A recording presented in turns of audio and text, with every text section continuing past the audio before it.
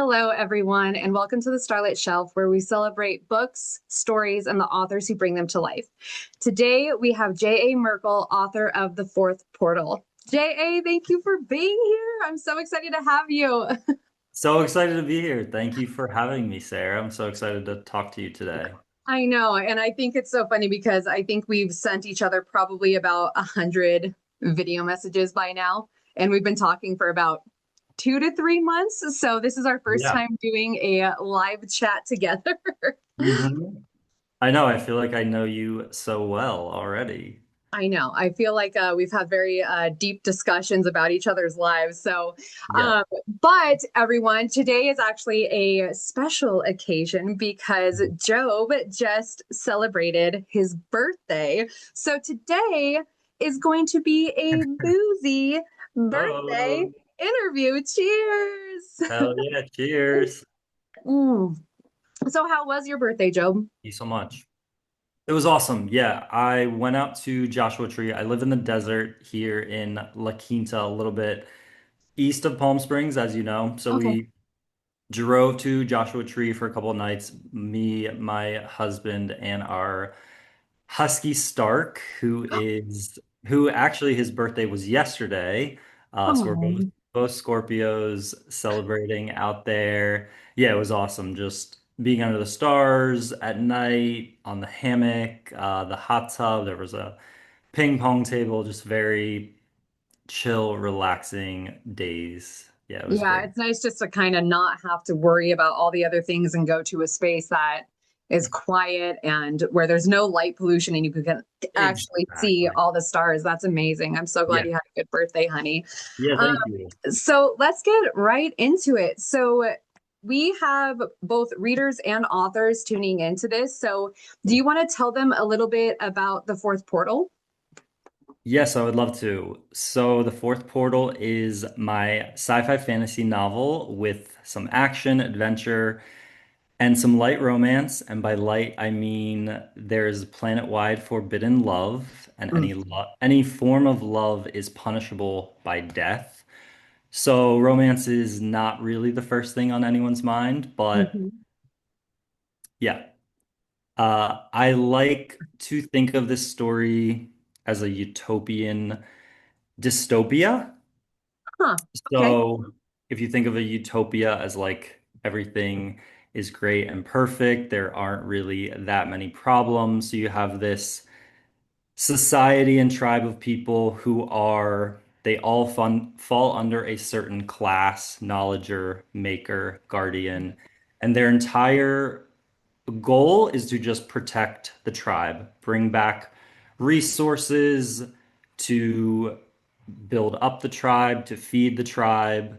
And in a way, it's kind of perfect in that because they also, because love is forbidden, they aren't really allowed to like express that much emotion. So that's kind of the dystopian part of it.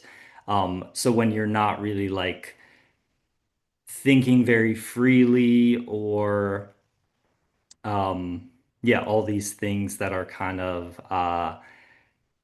just keeping you ignorant, I Mhm. guess, is like, oh, my sole job is to just like collect knowledge. And they get some like joy from Mhm. that, but yeah, that's kind of the Yeah, I think at least from like their perspective, they think that they live in a utopia. But us as yeah, the reader, when we find out like, oh my God, love is yeah, punishable by death. Like that's one of the most foundational, essential parts of life and yeah. being human and experiencing that deep connection with hmm others, whether it be a partner or a friend or family, whatever. Right. And so that's we perceive it as a dystopia. And then the Right. characters kind of start to recognize, like, hey, this society isn't as perfect as we've been led to believe. And there's Right. actually a lot of stuff going on behind the scenes that Yup. I feel like in book one, we just start to get a little touch of the mystery hmm surrounding the society. I'm so excited for book two. My mind was blown by the end of this Oh, book. nice. Nice. Yeah, I love that you said that. That's such a good way to describe it. Is like, yeah, we see it as a dystopia, Yeah. but inside they're like, oh yeah, this is fine. This isn't on fire. Yeah, because they're ignorant. Like they don't Yeah. know any better. This is how they've been raised. And Hmm. I think that's such an interesting premise. And especially because right now, romance and romanticy are Mm. such a big trending genre. Yeah. And you're like, hey, well, I'm going to throw this at you. And these characters are completely forbidden to experience any kind of love. But as we all know, love will eventually happen inevitably. Yeah. But where did you come up with that idea? I feel like from our conversations, you've been working on this project for a really long time and it's taking you years to get to the publishing point. So, where did this idea originate? Yeah, absolutely. Before I answer that, can I kind of like give a different pitch? I feel like I Of course, you can. Yes, please. yeah, I feel like I gave the background, but let me give a little bit more of the pitch. Okay, so Okay. a knowledge obsessed scholar goes out into the desert with four companions to locate a precious material for the tribe, only to discover that the fourth portal is opening in one of them. And by fourth portal, I'm talking about the seven chakras that run up and down the body. Just think of them as like portals. And the fourth one is located at the heart, which deals with love and air and connection. And they've closed this for hundreds of years. So now they consider this, the opening of the fourth portal, a virus that is dangerous and contagious. And if one of these five people is infected, then they may all be infected. And then that's either death or leaving the tribe forever, which has never been done before. So forbidden feelings start to surface between this unique combination of people, and then things start to go horribly wrong. Hmm. Yeah, and it's funny because at the beginning of the book, it's not really explicitly said that love is forbidden, but you Yeah. hear about this like infectious virus and you're like, what is this thing? And then you find Mhm. out it's love and you're like, what? Right. Why? Like you're like shocked when you find out that love is absolutely forbidden. So back to my question, Yeah. where did you even get this idea? It sounds devastating. Yeah, yeah. It's kind of a long story, but I will just say that okay, I was 27 years old, living in South Korea, working as an English teacher, but sometimes I would transform into a lion. And what I mean by this is I taught all grades, even university age, all the way to kindergarten. I was there for 3 years, had very different experiences in three different cities. But the last city I was in, it was very rural. I was playing a game called Sleeping Lions with my kindergarten class, these 5, 6-year-olds. And I'm pretty sure how it worked. It's a little hazy, but I was the sleeping lion in the center of this like mat in the room, and all the kids were also sleeping, but they were trying to get as close to me as possible without waking me up. And when I would wake up, I would just be so hungry and gobble up as many kindergartners as I could. And I just remember this one day being so powerful because the kids were just they're full of so much love. Like any adult that is going to play with them and like, pick them up and hug them and all these things, there it's like immediate adoration. Hmm. And I just felt so much love in these moments from the kids, all ages. They just like seeing you is new to them. Hmm. Um, and the teachers too, like so curious and inquisitive about you, about your life. Oh, do you have a girlfriend? All these things. And at the time, I was still dating women, and that was like a really painful place to be for me because I wasn't living my truth. I was still in the closet, living this lie, wearing this mask. Hmm. And all around me, there's so much love from these kids, from these teachers. I would go out with my friends, other expats who were in love, who were in relationships. And I didn't have any of that. I was like denying myself of it. And I actually wrote this on that day, being with the kindergartners. And I'm going to read it. It's an excerpt from the fourth portal. This is an epigraph from one of the chapters, and it's like kind of this block from one of their books in the world that is like a quote. So it goes, they tell you a heart can break by losing something or someone, that it can break because of grief or pain or love unfulfilled. They never tell you the bursting part can be just as painful. They never mention being so loved and wanting to love so much about having a heart so full that it bursts. No one told us those things, and no sort of training could ever bring us back to where we were before the moment of change. I won't read the rest because it's kind of spoilery. Hmm. Um, but I wrote that on that day, and I think from that point forward, I decided I was done like living this lie. I mean, it was a long negotiation period of Hmm. years and years. Like, what does this mean? What will it mean for my family and my friends who love me? How am I going to change in their eyes? It's very like painful thing Yeah. to go through. And then I stopped dating women. I Hmm. stopped lying. I dated a man for the first Hmm. time. And from there, yeah, it was a long series of basically just realizing, wow, we come from such different worlds. He was a Korean man. Hmm. Um, and the way we love is so like similar and universal, but at the same time, it's like it's practical and it's logical. Like I could not understand. He was in his 20s and done with college, and but he worked at his parents' restaurant. It was like a family owned, and they all did it like pretty much their entire lives. And I couldn't fathom the fact that he couldn't like decide on himself to break away from that and like come to the US with me. And from his point of view, it was like it was just two completely different mindsets. Yeah. And I think from that, the idea was born. I looked Hmm. up other words in other languages that are synonymous for love. Hmm. There's a long list, like 20 or Hmm. so, and the one that Hmm. stuck out to me was this word called saudade. Hmm.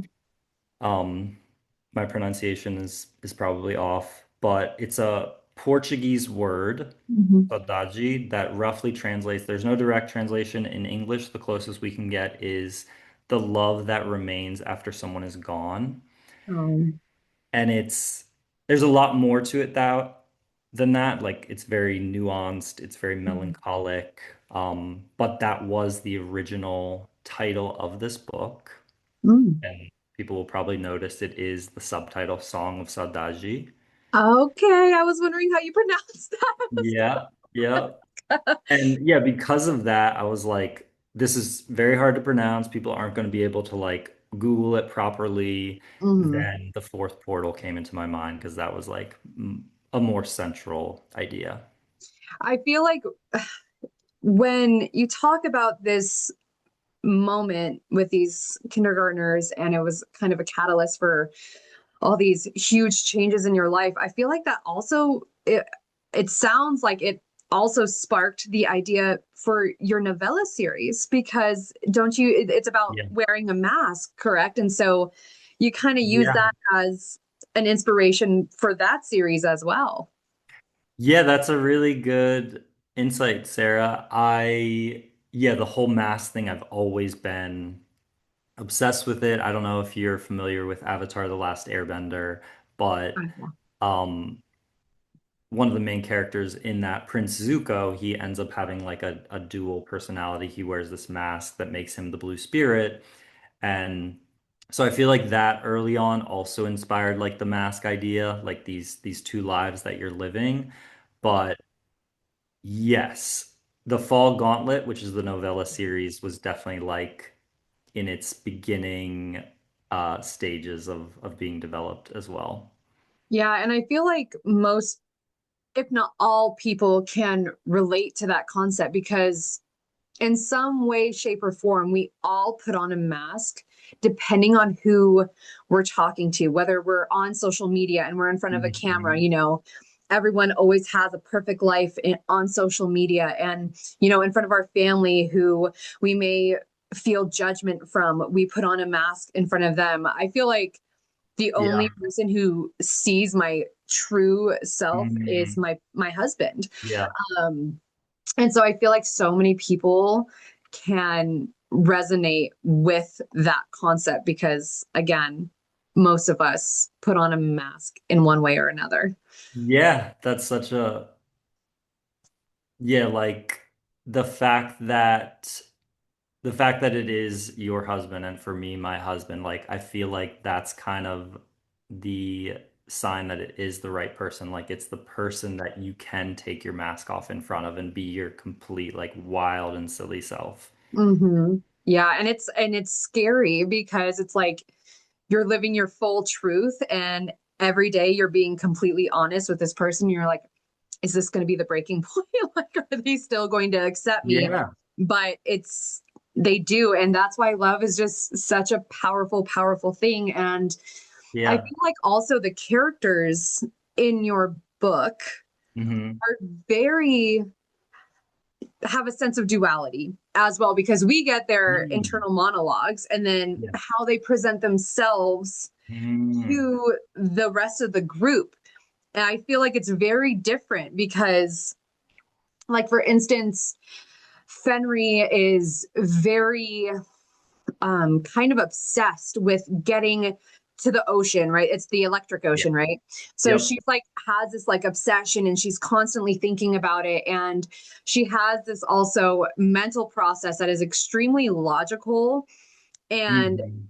when she presents herself to others, she seems very put together and like she doesn't want to show her obsession too much with what happened in the electric ocean, like especially with like Luzon. I feel like she wants to try to convince him, but not overwhelm him with how much she wants to do this and how much she wants to utilize him. And Right. so the mask also applies to most, if not all of the characters. I'm trying to think about Key, but Wow. yeah. I've never thought about that. You're the first person to like bring on that insight. I feel like that's so true and so deep. Yeah, very, Yeah, very I'm astute super of deep. you. I Yeah. I'm really dig deep into my books. I feel like I'm such a like Oh, surface I level love that. reader. Yeah, I noticed that in like watching your YouTube reviews, and I think that's my favorite way to like read books and Mhm. literature is to do the deep dives and dissect and be like, what are the themes here, and what is the author's like worldview, or what do they care about, or what are these characters like, what do they care about and why? Yeah. My actual next question is about the characters. Did you have Yeah. a favorite character or a scene that was your favorite to write? And if so, why? Yeah, so I love writing all of them in different ways. Of course, I would say that. But honestly, yeah, you talking about Fenry, Fenry Mhm. was definitely a favorite because of everything you just said. She's so stringent about knowledge and logic and Mhm. how she fights this voice inside of her head that shows up a couple times in the book, in chapter one especially. Mhm. There's this triumph in Fenry's story that I really connect to, of like breaking these old ways of thinking and stepping Mhm. into a new version of yourself. And yeah, Fenry's a little bit frustrating, and readers definitely are like on this spectrum of how they feel about Fenry. I think you're one of them too. Mhm. Um, I feel like all of the characters had a beautiful character arc. Even some didn't have as big of a one in book yeah, one as yeah. others, but there were very powerful moments with each point of view. So, for people tuning in, his magic system Mhm. is based off of the seven chakras, and each character kind of utilizes each chakra at different levels. Mhm. Um, and oh crap, I forget where I was going with that. But, anyways, it's super unique. And I just, everyone is so different, and they each kind of approach this infection idea Mhm. differently. Yeah. And like some characters like Pal, I was like, man, this guy's an a-hole. Like I do not like him. But that was from the perception of, I think it was Fenry, and Yeah. we're hearing Pal kind of be this kind of really abrasive leader, but then you get into his POV Mhm. and his experiences. Especially I really enjoyed that moment in the tribe. I'm not going to say anything now, but like his experience while kind of doing the feast and with the whole tribe instead of going out and exploring. Mhm. He had a really powerful moment that stuck with him throughout Yeah. the entire book. And so again, this is that whole like, to the group, he's putting on this mask of being like this tough, strict leader and like, listen to me, or it's my way or the highway kind of thing. But then he has Mhm. this internal struggle. And I really like his struggle also with how he, oh, it's Stone Mhm. that he has thoughts about. And I was like, Yeah. I'm really interested to see. I didn't feel like Pow had much of a huge character arc. I felt like Fenry, Kreia, Luzon did. Yeah. But Pow is one that I'm like really interested to see in book two and where his Mhm. story goes, because I feel like it was a lot of build up to book two for him. Yes, that is coming soon. So true. Pal's book two is wild. Like Mhm. people are not maybe not going to be happy with that. Don't say that. I know. I'm like, okay, I gotta zip it. But no, Yeah, it's hard not to. maybe not in the way that you think. Like, yeah, Pow has a very big arc in book two. I would say, yeah, maybe top three character. Like, Yeah. yeah, his growth comes more. Do you think so? I know that me and you have personally talked about it, but I do want to bring it up for everyone here. But Hmm. to me, and we talked about this, but I know that you put a little bit of yourself into each of these characters. Like each one kind of represents you in some kind of way. But was there one that really you connected with, that you really put kind of your heart and soul into, that just resonated with you the most? Yeah, I think there is. So I'll answer that in 1 second. I also wanted to say from your original question, which character was your favorite to write? So Mhm. Fenry's like the first half of this, but then I also wanted to say, honestly, Kreia too, Mhm. because Kreia was originally a side character. The first time I wrote this, like 10 years ago, her and it was basically Fenry's story, and the others were like side characters. They still all had POV chapters, but it was like Fenry's journey from point A to point B, C, D. And then as I was writing it, Kreia just kept like talking and inserting herself. And eventually it was Love like, her. I know. It was like she was the boss and I just had Yeah. to listen. And there's, that doesn't happen with every character, but with Kreia, it was like, she was like, nah, this is my story too. And it is. And I think those two, writing those two was my favorite. I like the three main guys as well, but I think to circle back to your most recent question, Mhm. I th I think it's Stone. um what I put myself most into. It's interesting that you thought I was lose on because again, it's like I am putting such big pieces of myself into these. I guess I would Yeah. think about it like the seven chakras. If we're like complex and we have these Mhm. seven pieces, what are the pieces that we're putting into these characters? And so, but with Stone, his most powerful chakra is sound, obviously. I don't think that's a spoiler, because Stone is a mute. You find that Mhm. pretty early Mhm. on. He can't speak. And so, but when you take away one sense, other ones are really enhanced. So he is very connected to the planet. He's a planeteer. He's been out there traveling alone. So there is this parallel. I had an ARC reader, a gay guy, read it, and he also very much connected to Stone. And I think within that character, there's this like the isolation that you feel as like someone in the LGBT community, Mhm. um, being kind of alone. He's out Wow. there traveling by himself for cycles and cycles at a time. He can't even come back to the Nation Feast every year like everyone else. Mhm. And from that, yeah, I think I put so much into stone of like how do you learn to start using your voice when you've silenced it for so long? I remember in grade school, yeah, naturally being like pretty quiet and observant, and I think part of that is who I am, my DNA, my disposition, but also like if I speak and I like someone hears my voice, are they gonna think that I'm gay? Am I gonna be like made fun of and bullied? And I definitely was. And so you start to like really hide parts of yourself. And I Mhm. think Stone's whole like journey of voice and how he's able to communicate to Fenry through hand speak, sign Yeah. language Mhm. basically, Mhm. is very much those parts felt very natural to write for me.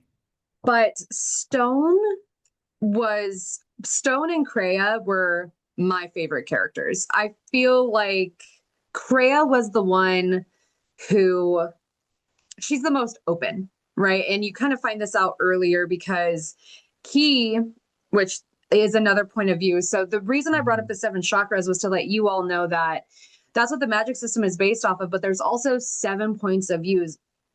And initially you're like, oh my gosh, that's a lot of POVs, but it actually is, it flows really well. But seven is basically the magic number here. And one of the point of views is Master Key, and his ability to perceive chakras was so interesting. And I'm really curious, and don't tell me anything, I don't want to be spoiled or anything, but I'm really interested to see if anybody else has that kind of perception of seeing the chakras. But I bring him up because when he sees Kreia, he can see that she is very open. And that's why I think she's one of my favorite characters. So I'm glad you made her a main character because I think that's who most people will resonate the most with because she's so human and she's not just like a logical brain. Like she's an emotional person, you Mhm. know, and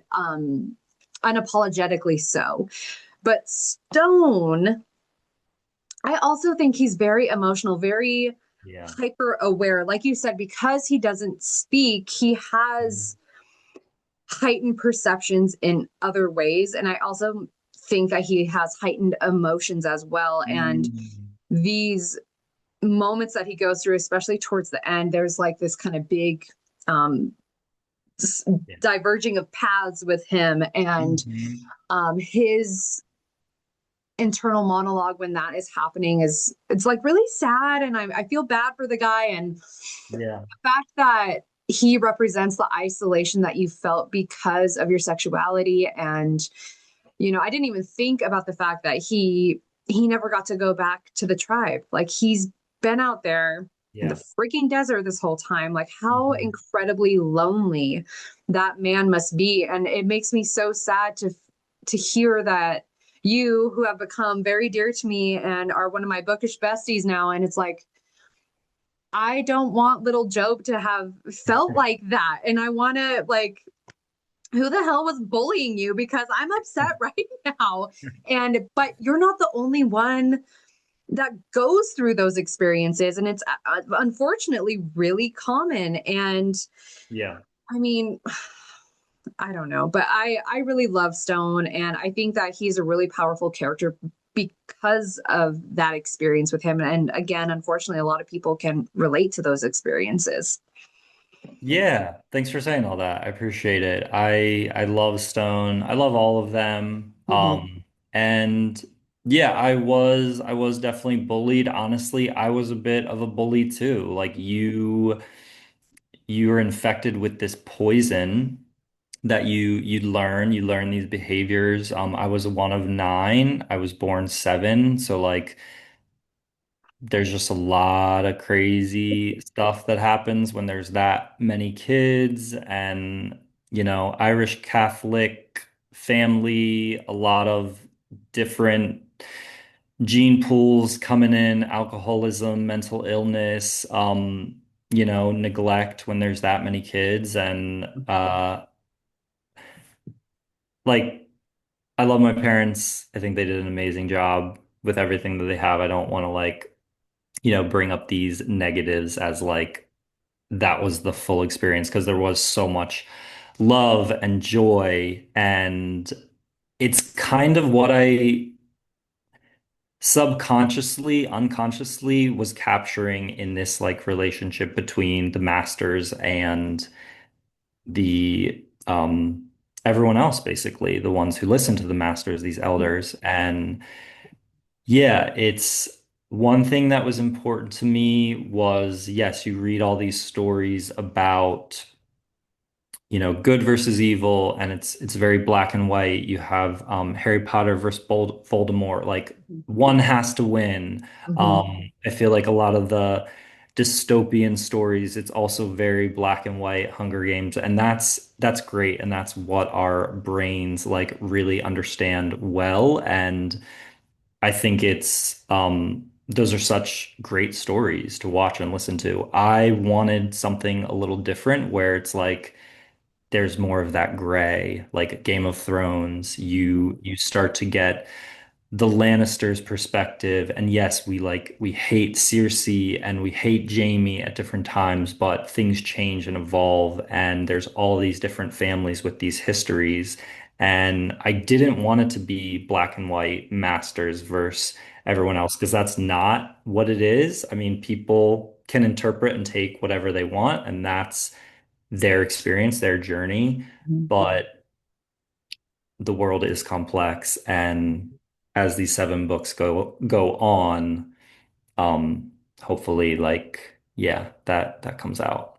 Well, another aspect, so we talk about the masters, and that's actually something I'm really hoping gets we dive a little bit deeper into is their Yeah. way of thinking, how they even started making these rules.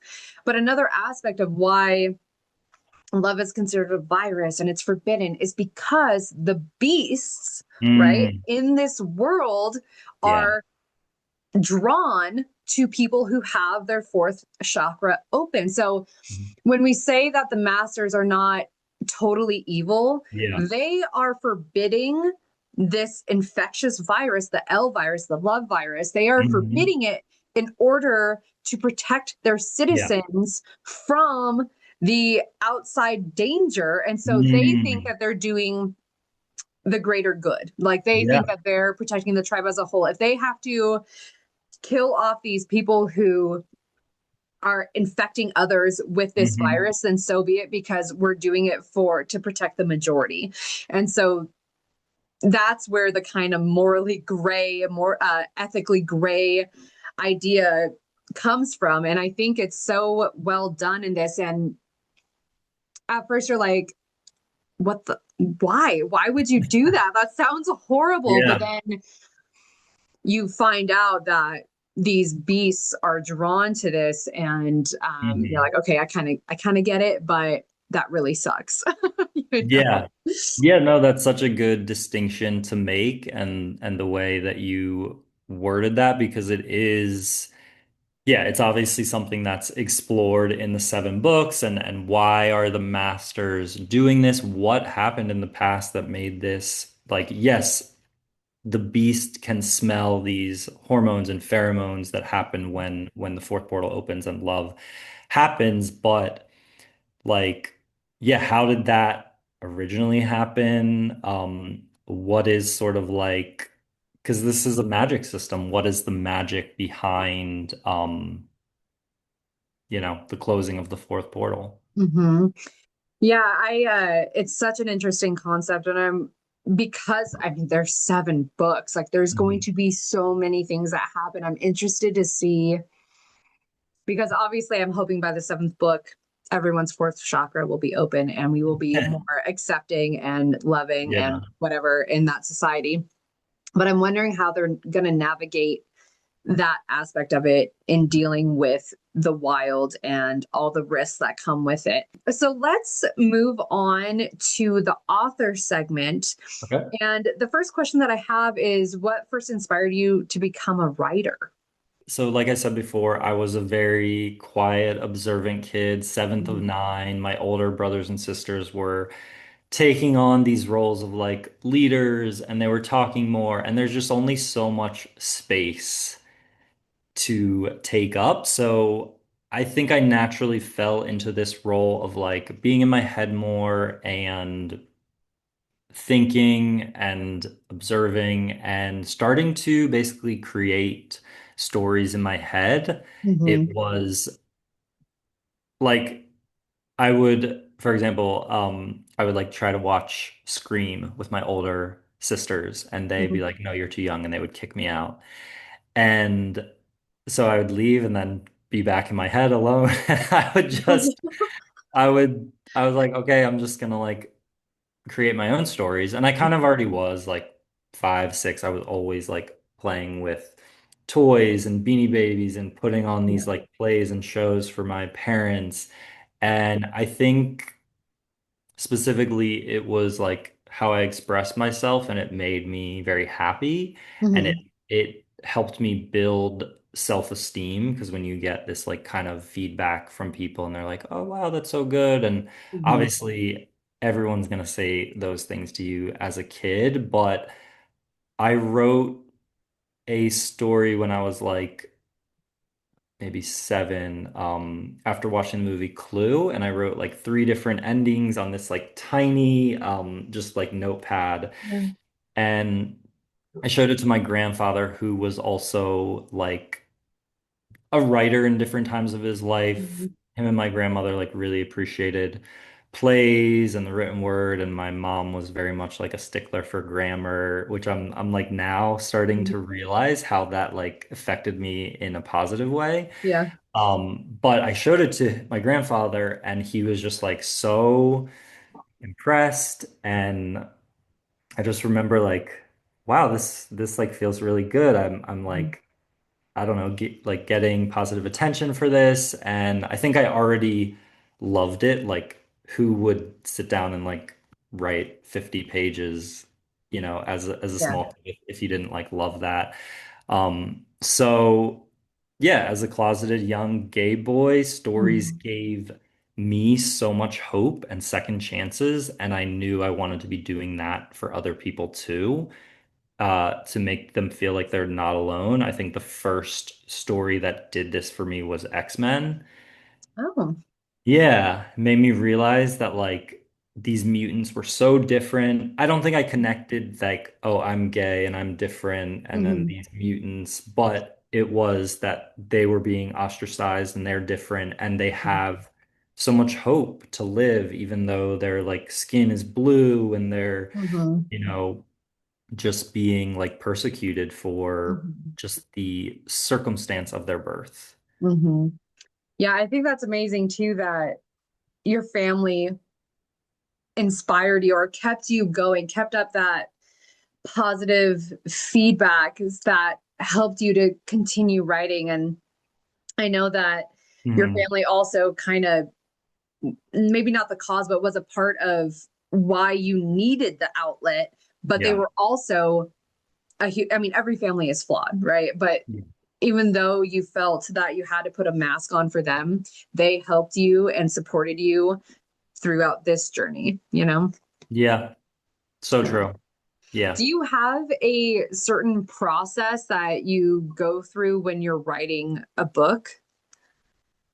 I do, yeah. I love to follow the story grid. That really helped me take the fourth portal to the next level in terms of like pacing. It's actually very, very much like a Fenry the Knowledger way to approach Mhm. writing a book. Like it's built in an Excel sheet and it's very mathematical and it's like chapter by chapter, scene by scene, the polarity shift. Like, you don't want to have a character like starting off a chapter in a positive polarity and then like they have to go to like a negative polarity. Most of the time, it can stay like positive, positive or positive, double positive, but you want to keep like switching it from chapter to chapter to like. So all that to say, it really helped me add pacing that finally like made sense because that was always my biggest issue, and I recommend the story grid to any writer trying to work on their pacing and basically everything else because it's so masterful how it's done, like the characters on screen, the characters off screen, all the world building elements.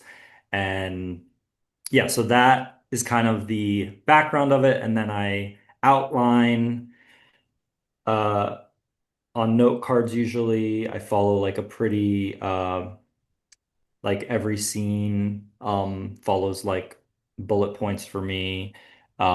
This is probably making me sound like a very like rigid, methodical writer, but in those gaps, like yeah, I find ways to like break away from that rigidity, and I can break Mhm.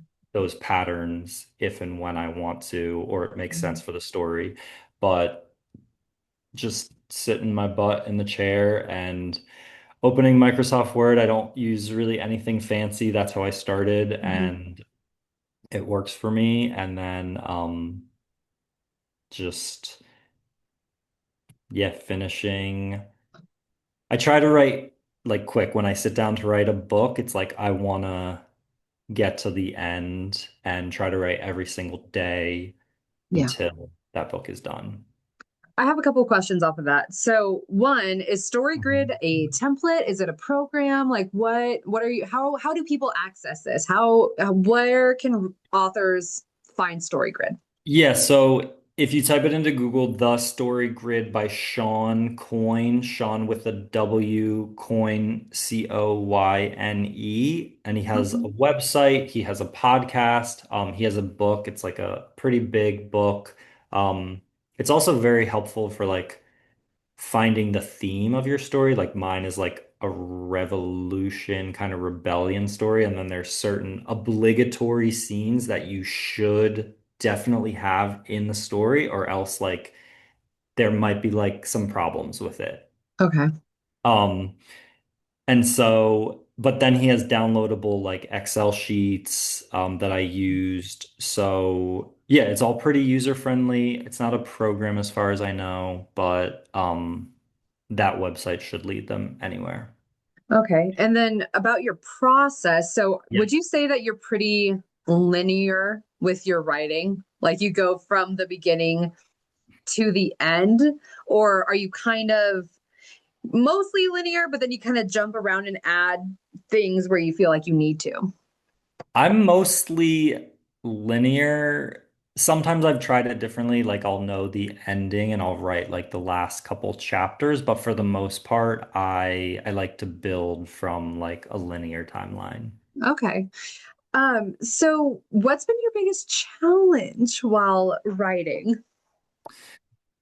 Ooh, biggest challenge as an okay, in my writing, I think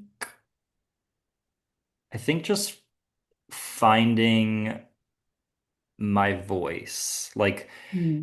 getting to a point of publication for the fourth portal and my novella series, The Fall Gauntlet. The Fall Gauntlet actually came out earlier than the fourth portal, but like reading and writing enough where I was trusting myself that,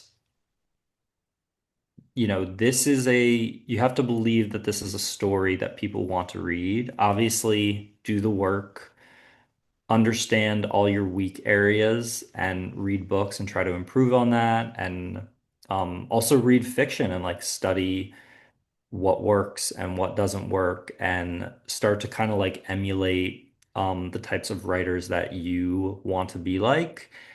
And I think that just took a really long time for me. Yeah. And it took a long time for me to trust myself, to feel confident enough to be like, yeah, I'm ready to publish. One of the books I read, Bird by Bird by Anne Lamott. Hmm. She has a quote in there that just like broke my brain in the best way. It's about perfectionism. It's like perfectionism is the voice of the oppressor. Um, Let me find it because I actually Well, I I feel don't. like it's so important because I mean, I'm currently going through this, but Mhm. I feel like so many people are hesitant to make big changes in their life because they feel like they have to be at a certain level or hit certain milestones or be at this certain level of mastery. And it's it's so bad that they never take that leap. They're so scared Yeah. that they never take that chance, and it just always Mhm. gets continuously getting put off because we have that kind of imposter syndrome, like, am I Yeah. good enough? And so did you find the quote? I did, yeah. So this is what I found in her book, Bird by Bird, and it goes, Perfectionism is the voice of the oppressor, the enemy of the people. It will keep you cramped and insane your whole life, and it is the Mm-hmm. main obstacle between you and a shitty first draft. I think Mm-hmm. perfectionism is based on the obsessive belief that if you run carefully enough, hitting each stepping stone just right, you won't have to die. The truth is that you will die anyway, and a lot of people who aren't even looking at their feet are going to do a whole lot better than you and have a lot more fun while they're doing it. Wow, that's so powerful. Yeah, I love that. Who Oh is, my I'm God. gonna write that down. Who is that? That is Anne Lamott, Anne Anne with an Lamott. E, and Lamott is Lamott. She's a legend in the literary world. I love her book, Bird by Bird. Bird by Bird. Yeah, that's a fantastic quote and exactly what we were just talking about. Absolutely. Hmm. It's like we don't have infinite time here. Yeah. We're so scared because we think that we're going to have all these negative consequences. But I think that the worst consequence is never finding out what could have been, Hmm. never taking that chance, never taking a leap of faith, Yeah. because we're always going to look back and wonder, like, when we're old and when we're getting ready to pass on. And it's like, man, I wish I would have taken that chance because what would have been different in my life. Yeah. And it's so hard because, and especially with writing, because you can't help but have it be personal, and it's such a Yeah. deep part of, I mean, I'm not a writer, I don't know this, but I'm assuming, Yeah. you put your heart and soul into this piece of work, and to put it out there for anyone to read, to review, to judge. And it's Hmm.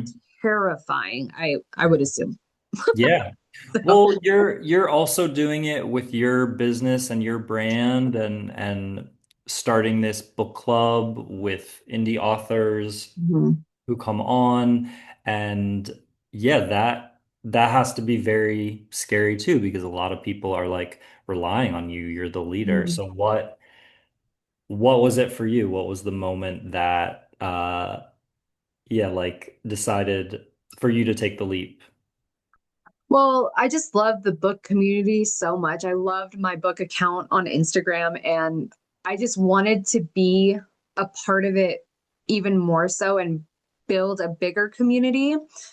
But I always wanted to help others. And so my degree is in public health. And my whole plan with that degree was to develop programs for children in food deserts and like have like a Mhm. from farm to table kind of program and develop these kinds of things for them and kind of deal with So the cool. underserved population. But lately, my passion has been being a part of the book community.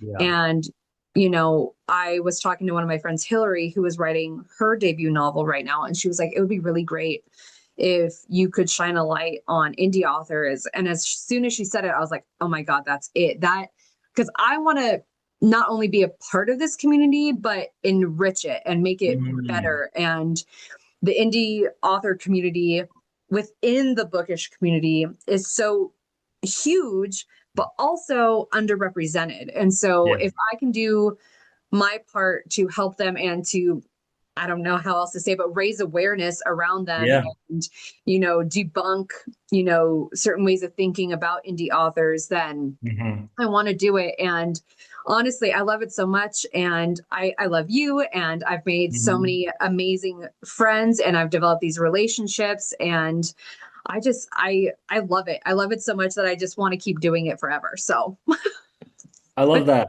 Yeah, and you're doing such an amazing job. You are thank you you. are spreading awareness in everything you say and do, your newsletters, your the reels and the posts that you make, and Don't make me cry.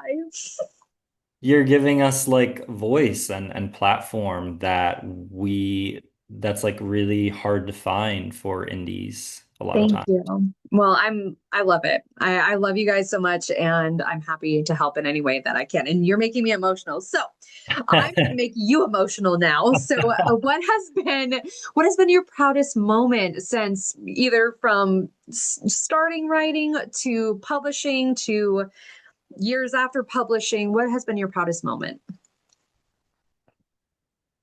Every book I publish is definitely a proud moment. The releases feel so good. This community is so amazing, Mhm. full of other indie authors that are really supportive and share your stuff. And then the readers that I've met through each release, like that just feels so good. There's no comparison to when my first book, which was Bear, tiny Mhm. little novella in the Fall Gauntlet, that coming out and just like it's just such a new feeling. I remember just like getting a frozen pizza and like a kombucha and like hitting publish that night Ugh. and then just like the love that pours in and people are like sharing your book and like, hey, I bought it. And I didn't know how to use the Amazon dashboard my first week, which was probably a good thing. I don't even know what was going on in my head, but I didn't check it until about 7 days later. Um, and seeing the amount of copies I sold, like it wasn't anything crazy, but it was like, yeah, 61 copies in 7 days. Oh my God. Um, and and I remember seeing it, I was like, wow, like and yeah, just that feeling of like, okay, this many people bought my book, they want it, it's now out in the world. Like it wasn't zero. And I don't know, there's just like no words to describe when you spend your whole life working toward this dream and then it's out there and you get that positive feedback or reinforcement back and you're just like, yeah, this is what I'm meant to be doing and I'm valued for it, I'm being paid for it. So like let's keep going. Yeah, I think exactly. If I were in your situation and I published, I would be like, if I even get five people to buy my book, I will be so Yeah. happy and amazed. And me and you were talking about this before we started recording, but we were talking Mhm. about the negative what ifs and how we're kind of bombarded with that, like worst case scenario, if I Yeah. publish, is anyone going to buy my book? No one's going to buy my book. If they do, they're going to hate it. And Yeah. within a week, you had 61. And that, I don't know what your expectations were, but that would have blown my expectations out of the water. It did. Yeah, I don't even know what I thought. I thought maybe a handful of people. I mean, it's like well, originally it was just supposed to be an ebook because it was so short. And then like 2 or 3 days before, they were like, is there going to be a paperback? I want a paperback. And I had to Hmm. like scramble, put together the file because part of me was like feeling bad about creating a Hmm. paperback for something so short. I don't even know why. Um, and then it just kind of like grew into okay, then they wanted the next novella, and now I'm like 6 novellas in with 27 of them planned. And yeah, Wow. it was yeah, it was just like it just felt indescribable to Wow. yeah, to have it out in the world and people And wanting now it. look at where you are. Yeah, now Fourth Portal's out and I all I want to do is write. That's amazing. I'm so happy for you. So, do you have Thank any you. advice? So, the typical question I ask people or ask authors is, what advice would you give to authors? But I want to ask you the same question, but also, would you give any different advice to authors part of the LGBTQ community and getting themselves out there? My advice would be to not compare yourself to others and like finding this balance of shedding that perfectionism that we talked about. Mhm. Don't wait forever. Mhm. Like make a plan, set some goals. Because if you're just like, right, and this is what I was doing, and I eventually hired a writing coach, and she was kind of like a writing business coach. She's actually also my editor of all my books. Mhm.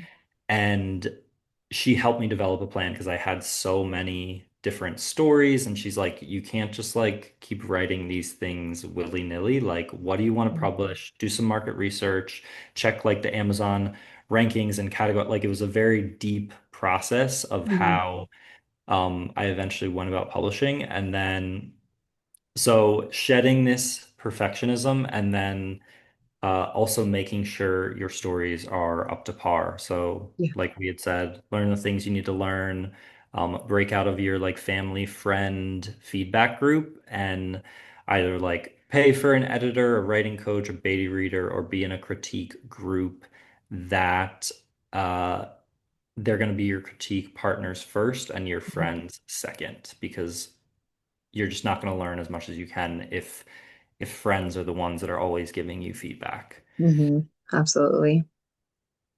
Um, for the LGBT question, it's tough because like, hmm, yes, I am in the LGBT community and I have those themes in all my books. Both series like have LGBT characters.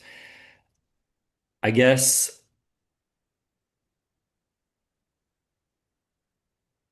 just like tell your story, Mhm. you know, tell it, don't be afraid. I feel like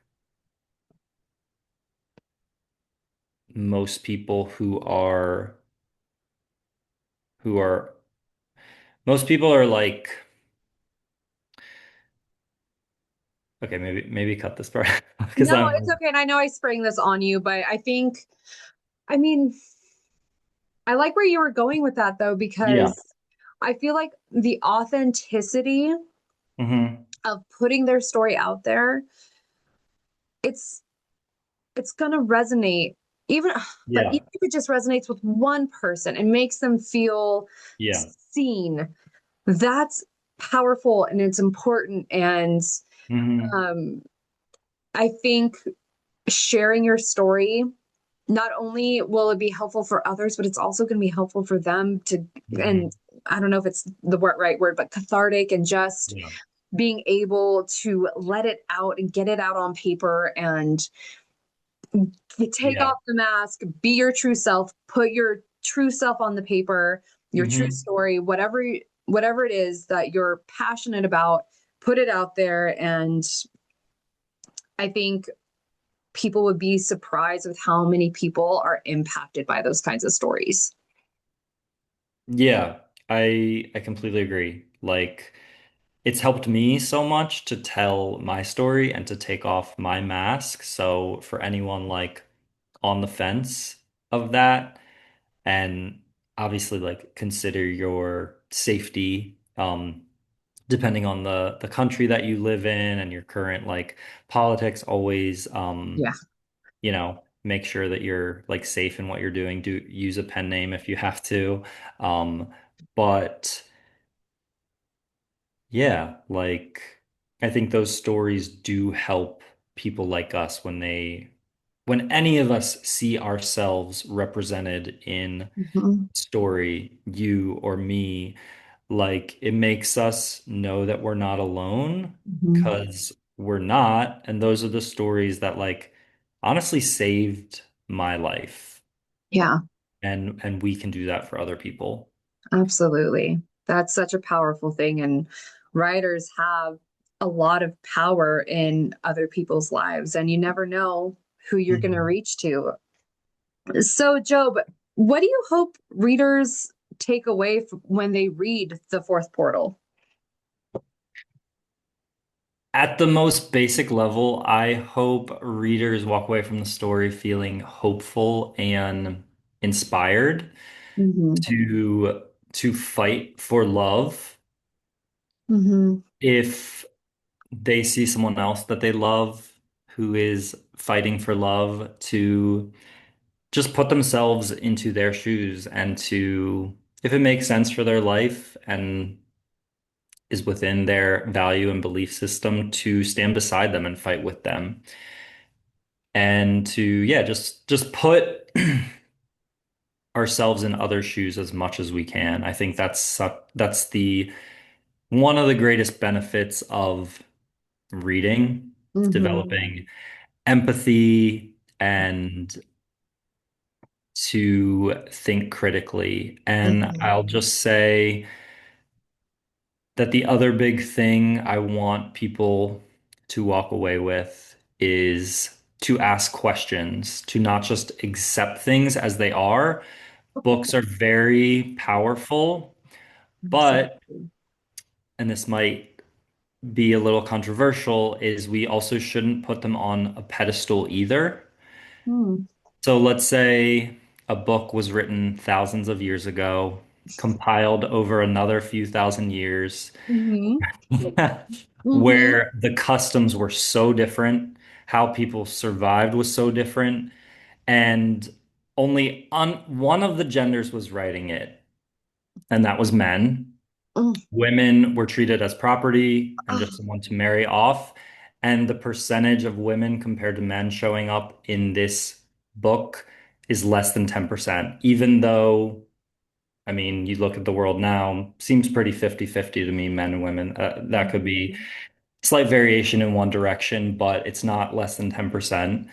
Um, and then it's translated over 250 times in English, and words Hmm. like homosexual aren't even added until 1946, and those who added it say it's a mistranslation and a mistake. But then you Hmm. have a rather large percentage of people taking this book as law and starting crusades and wiping out dissenters. And yet the world looks so, so different from when it was written over thousands of years ago. I would say be very, very wary of a book like this. Not because it's bad or has bad messages. I think it has very good messages to live by, but because humans can and will use it badly to serve their own agendas. Absolutely. And man, I could talk about this topic for a long time. But yes, not contemporary documents, also people picking and choosing Yeah, what laws from this book that exactly. they live by and not adhering to all. They're being very selective and Yep. warping it to Yeah. their agenda. Hallelujah. I mean, I absolutely agree. Um, but also a thing that you said is that one of the most amazing things about reading a book is that Mhm. you are literally put into someone else's shoes and it opens up. I want to say it opens your fourth portal, but like Hmm. wherever empathy Yeah. comes from, I'm assuming is the fourth chakra, but Yeah. it expands your capability for empathy. And I think more people need to read and to have these experiences and to challenge these Hmm. ways of thinking that have been in is this the right word? Indoctrinated or Yes. yes, but that they've been Absolutely. like that people like me and you, we grew up with all these laws Hmm. and rules of how we should live our life and what is good and what is evil and blah blah blah blah blah. And it's like Yeah. let's step outside, look from back here and challenge yourself a little bit. Challenge these beliefs. Does it sit right with you? If you Right. were in this person's shoes, how would you feel? Right. And I Hmm. think that especially right now, there is just this huge divisiveness Hmm. and lack of empathy with so many people, especially in the US. It's just, Yeah. Oh, it's so and bad. it's so bad and it's sad and Hmm. it's hard not to try to separate yourself from it, but I think it's important to recognize it and to fight against it and to stand up for yourself and to fight for what you believe in and don't Absolutely. numb yourself to Hmm. the issues that are going on because Yeah. I'm one of those people that I can't even watch the news because it just upsets Hmm. me so because I am an empathetic person and I Yeah. feel so deeply and I can't when I hear like your story of how you felt during your childhood, I I'm so deeply saddened by that experience and I can't imagine going through that, but I wish more people would try to put themselves in other people's shoes and to stick up for what they know is wrong and Hmm. and I think when we talk about old texts and stuff like Yeah. look appreciate it for like the overall theme and what Yeah. the overall message is but all these like crazy outdated laws like it's just why are we applying that to Right. now that doesn't Yeah. make any sense we've adapted as a society and it's like that's archaic Hmm. so man Absolutely. I could talk about that forever Joe I Oh, yeah. swear We ah, would be way more mimosas deep on this topic. maybe next week we'll have this Yeah. conversation There you so go. let's start to wrap this up. Sure. Do you have any specific ways that readers or authors can find you and connect with you? Yes, absolutely. So my website is a good way. It's just jamerkel.com. And Mhm. then there are links in the menu there that can take you to my shop. So I have a Shopify store where I sell signed copies and swag and everything. If you want an alternative for that, there is my TikTok shop under Jam's Hidden Library. Mhm. You can also find me on most platforms with the username JA Merkel_author. So I also have an additional TikTok account with that name, my Instagram, Twitter, Facebook. Yeah, you can find me in all the places. And then obviously Amazon is a place where people like to buy their books. So you can find me using my name or either my series names, The Fall Gauntlet or The Fourth Portal.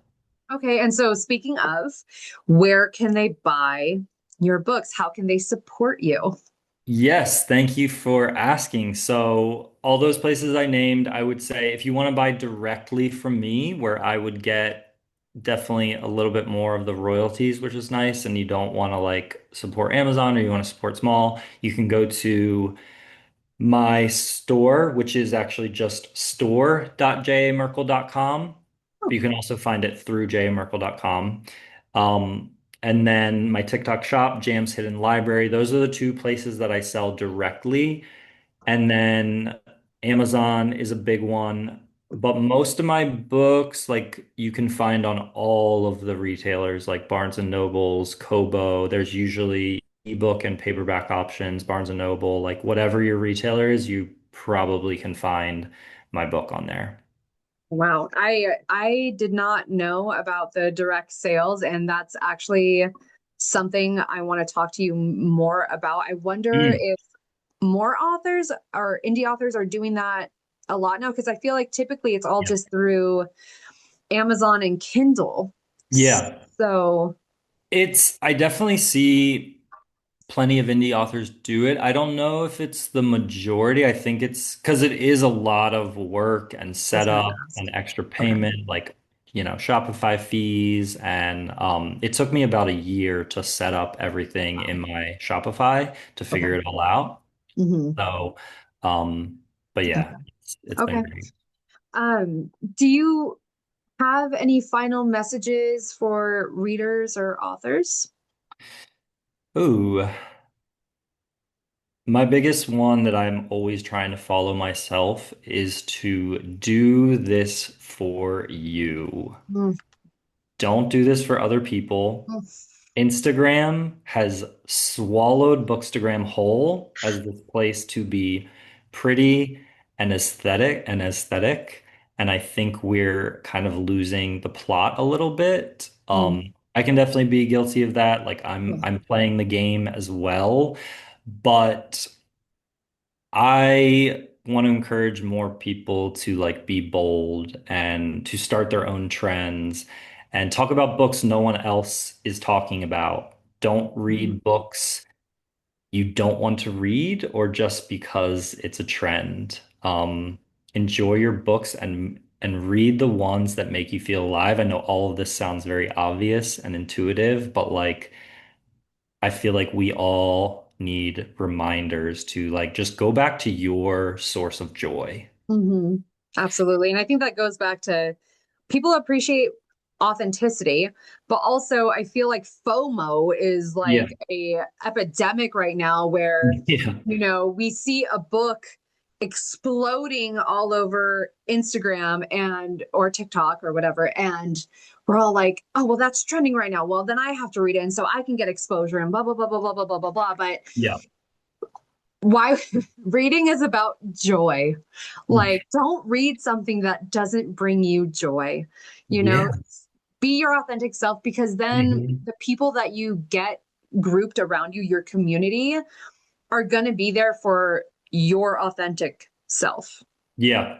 not someone you're trying to pretend to be. The masks is the theme of this interview today. I think Yes.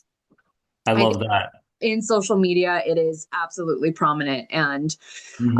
an issue. But I think that's a Yeah. great reminder for both readers and authors, because I feel like Hmm. there's a lot of pressure for authors too to, Yeah. again, stick to what's trending. Like they Yeah. don't want to go out of the box, because then they're not as likely to get readers, because that's not Hmm. what's trending right now. But Right. again, you want readers who appreciate your work for what it is, not something you're pretending to be or something you're just trying to follow. So Totally. that's such an important message. Absolutely.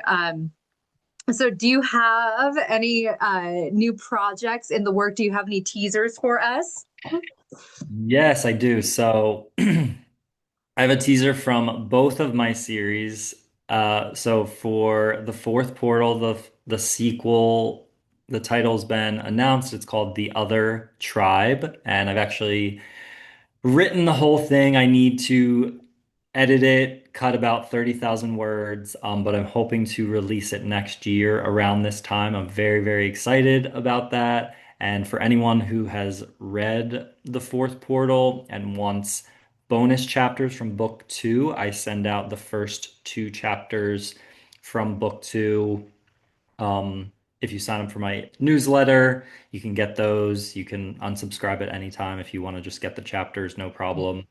And then the other teaser is from my other series. I mentioned there were six novellas out in the Fall Yeah. Gauntlet. Each cover is like an animal mask, and I just Mhm. announced book seven. It's called Lynx. I'm seventh born, so the book is actually very personal and symbolic, and there's more male romance in it than all the Mhm. rest. And the others are novellas. This one's actually It's already written. It's a little bit longer, and it's going to be a novel, actually. Wow. I'll still call it a novella series, but I'm very excited to release links probably next spring. I did not even make that connection that you are the seventh born and it's seven chakras, seven point of views. Oh my God. You're It like seven is your magic number. I love is. it. Well, Job, it's been an absolute pleasure to talk to you in person. You are one of my favorite people to talk to now. Yeah, just thank you for being a part of this. And I wrote down that this is the time next year that book two is coming out. So I Mm. want to revisit this and do Yeah. another interview with you if you're down. Do you want to? I would love that. Oh my God. Can we Yes. make a I date? would love that. Yes. Okay. Well, again, And thank you so much, Joe. But this was so much fun, and I think we touched on some really important topics. And I really me appreciate too. you being so open and transparent and candid with your story and what you've been through and your inspiration for your story. It's really incredible to hear. So thank you. Yeah, I'm happy to. And likewise, this was awesome, Sarah. I am so, so excited for next month and the fourth Mhm. portal and your book club. And thank you so much for this opportunity. I always have a great time chatting with you. Me too. So, if you all enjoyed what you saw here and you want to continue hearing from indie authors and discover hidden gems, don't forget to like and subscribe. And until then, happy reading.